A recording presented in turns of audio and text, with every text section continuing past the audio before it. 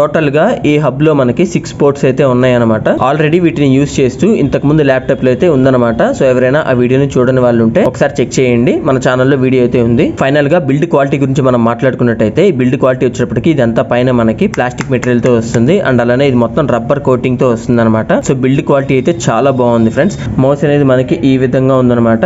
చాలా అంటే చాలా కాంపాక్ట్ గా ఉంది, పట్టుకుంటే చాలా లైట్ వెయిట్ అయితే ఉందన్నమాట. ఇంకా బ్యాక్ సైడ్ చూసుకున్నట్టయితే మనకి ఆన్ అండ్ ఆఫ్ బటన్ ఇచ్చారు అండ్ అలానే ఇది అనమాట మనకి ట్రాకర్ అనమాట. కింద చూసుకోవచ్చు, కింద మనకి 2 స్పెసిఫికేషన్స్ అయితే ఇక్కడ ఇచ్చారు. సో ఇది మనకి బ్లూటూత్ నుంచి వర్క్ అవుతుంది అండ్ అలానే మనం చిన్న మనకి కనెక్టివిటీ ఏదైతే ఉంటుందో దాని నుంచి కూడా మనం కనెక్ట్ అయితే చేసుకోవచ్చు అనమాట.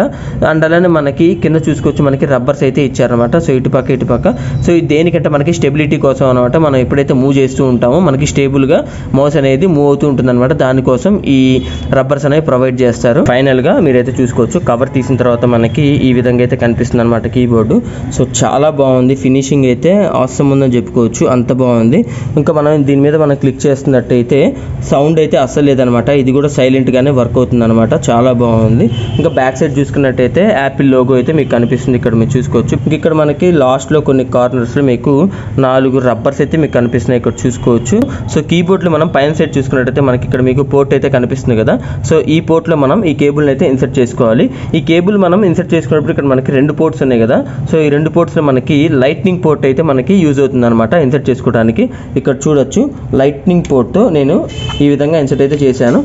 ఈ ఎండ్ ఏదైతే ఉంటుందో ఈ ఎండ్ అనేది మనం ల్యాప్టాప్ కి అయితే ఇన్సర్ట్ చేసుకోవాలన్నమాట.